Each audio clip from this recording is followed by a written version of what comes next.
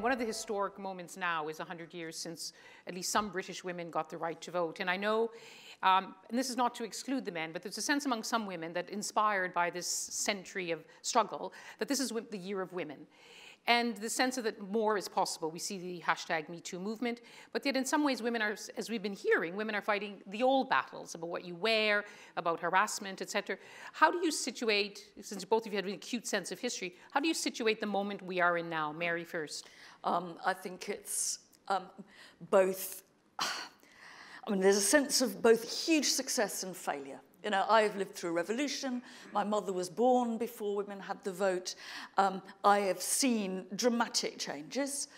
But the failure, or the next, let's put it in newspeak, the next challenge, is I think what both Chimamanda and I talk about in our books, is what goes on in people's heads. It's the language we use. And I used to think that workplace nurseries and maternity leave and equal pay, God help us, would get us there.